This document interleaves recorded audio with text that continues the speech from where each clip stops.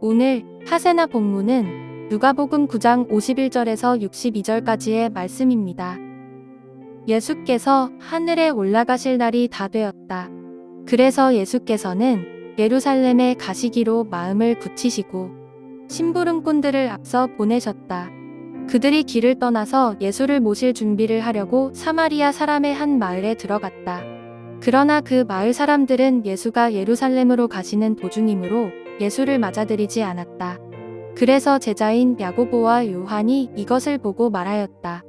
주님, 하늘에서 불이 내려와 그들을 태워 버리라고 우리가 명령하면 어떻겠습니까? 예수께서 돌아서서 그들을 꾸짖으셨다. 그리고 그들은 다른 마을로 갔다. 그들이 길을 가고 있는데 어떤 사람이 예수께 말하였다. 나는 선생님이 가시는 곳이면 어디든지 따라가겠습니다. 예수께서 그에게 말씀하셨다. 여우도 굴이 있고 하늘을 나는 새도 보금자리가 있으나 인자는 머리 둘 곳이 없다. 또 예수께서 다른 사람에게 나를 따라오너라 하고 말씀하셨다. 그러나 그 사람이 말하였다. 주님, 내가 먼저 가서 아버지의 장례를 치르도록 허락하여 주십시오. 그러나 예수께서는 그에게 말씀하셨다. 죽은 사람들을 장사하는 일은 죽은 사람들에게 맡겨두고 너는 가서 하나님 나라를 전파하여라. 또 다른 사람이 말하였다. 주님, 내가 주님을 따라가겠습니다. 그러나 먼저 집안 식구들에게 작별 인사를 하게 해주십시오. 예수께서는 그에게 말씀하셨다. 누구든지 손에 쟁기를 잡고 뒤를 돌아다보는 사람은 하나님 나라에 합당하지 않다. 오늘 본문은 예수님께서 갈릴리에서의 사역을 마감하시고 예루살렘으로 향해 가시는 장면입니다. 이는 이제 곧 하늘에 올라가실 날, 승천하실 날이 다 되었기 때문입니다. 그래서 예수님께서는 예루살렘에 가시기로 마음을 굳히셨습니다. 여기서 마음을 굳히셨다는 것은 죽음을 각오하신 예수님의 결연한 모습을 보여줍니다. 누가가 여기서 예수님의 승천을 강조하고 있는 것은 열왕기하 2장 9절부터 15절에서 엘리야가 승천할 때 엘리야의 영이 엘리사에게 주어졌던 사건을 상기시켜주기 위함이라 볼 수 있습니다. 엘리야와 엘리사의 이야기처럼 예수님께서 승천하실 때 제자들에게 성령을 부어주실 것이고 그들은 곧 성령으로 충만해질 것입니다. 실제로 이 일은 사도행전 2장 1절부터 4절에서 이루어지는 것을 알 수 있습니다. 따라서 예수님께서 예루살렘으로 가시기로 마음을 굳히신 이유는 곧 승천하실 것을 강조하고 그 후 제자들이 성령으로 충만하게 되어 예수님의 제자로 준비되어야 함을 알려주시기 위해서입니다. 예루살렘으로 향하시던 예수님과 일행은 사마리아의 한 마을로 들어갔습니다. 당시 일반적으로 유대인들은 사마리아 지역을 통과하지 않았지만 예수님은 어떤 이유인지 그곳을 지나가기로 하셨습니다. 그러나 사마리아 사람들은 예수님께서 예루살렘으로 가시는 도중이라 예수님을 맞이하지 않았습니다. 이런 사마리아인들의 태도 때문에 야고보와 요한은 화를 내며 주님, 하늘에서 불이 내려와 그들을 태워버리라고 우리가 명령하면 어떻겠습니까? 라고 말합니다. 그러자 예수님께서는 그들을 꾸짖으셨습니다. 예수님께서 왜 야고보와 요한을 꾸짖으셨을까요? 52절에서 예수님은 사마리아로 들어가시기 전에 심부름꾼들을 앞서 보내셨습니다. 이는 마치 세례 요한이 예수님의 길을 예비하고 그분의 사역을 전파하는 메신저의 역할을 했던 것처럼 지금 제자들 역시 예수님의 사역을 준비하는 자들로 보내심을 받은 것입니다. 그러나 그들은 자신들의 사명이 무엇인지 깨닫지 못했던 것입니다.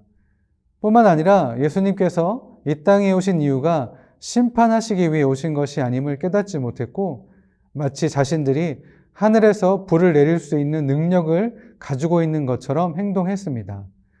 제자들은 예수님의 사명을 오해하고 권력에 취한 자들처럼 예수님의 권위를 임의로 자신들의 뜻대로 사용할 수 있다고 착각했던 것입니다. 뿐만 아니라 야고보와 요한은 어떤 사람입니까? 베드로와 함께 변화산에 있었던 자들입니다. 그곳에서 예수님께서 모세와 엘리야와 함께 예루살렘에서 이루실 일, 곧 그의 떠나가심에 대하여 말씀하셨고, 야고보와 요한은 그 현장에서 그 대화를 들었던 자들입니다. 그렇다면 예수님께서 승천하시기 전에 어떤 일이 일어날 것, 즉 사람들에게 배척당하시고 거절당하실 것을 알고 있었을 것입니다. 또한 사람들이 제자들을 거절하고 배척할 때 어떻게 행동해야 하는지도 이미 알려주셨습니다. 그러나 야고보와 요한은 교만하고 경솔하게 예수님의 뜻에 반하는 행동을 했기 때문에 예수님께서 그들을 질책하신 것입니다. 예수님께서 야고보와 요한을 질책하시고 다른 마을로 행하는 길을 가고 계실 때 어떤 사람이 예수님께 나는 선생님이 가시는 곳이면 어디든 따라가겠습니다 라고 말하자 예수님께서는 그에게 여우도 굴이 있고 하늘을 나는 새도 보금자리가 있으나 인자는 머리 둘 곳이 없다고 말씀하셨습니다. 이 대화가 이루어지고 있는 장소는 길 위입니다. 그런데 정확히 어디로 가고 있으며 현재 어디에 있는지 알 수 없습니다. 그리고 예수님께서는 자신은 늘 거절당하고 배척당하는 운명이며 다른 사람들이 환대해주지 않으면 노숙자와 같은 삶을 살고 있다고 말씀하신 것입니다. 다시 말해서 예수님을 따르려면 살아가는 동안에 근심과 재물과 인생의 향락에 사로잡혀 열매 맺지 못하는 그런 삶이 아니라 하나님이 원하시는 삶을 살기 위해 기꺼이 포기하고 내려놓으며 예수님이 인도하시는 그 길로 가야 한다는 뜻입니다. 그리고 예수님은 다른 사람에게 나를 따라오너라 라고 말씀하셨습니다. 그러나 그는 먼저 가서 아버지의 장례를 치르도록 허락해달라고 말합니다. 당시 유대 문화뿐만 아니라 이 시대에서도 그 사람의 말은 맞는 말처럼 들립니다. 그렇지만 아버지의 장례는 핑계일 뿐 예수님을 따르는 일을 뒤로 미루려는 것입니다.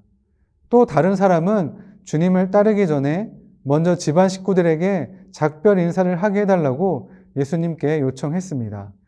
그러자 예수님께서는 누구든지 손에 쟁기를 잡고 뒤를 돌아보는 사람은 하나님 나라에 합당하지 않다라고 말씀하셨습니다.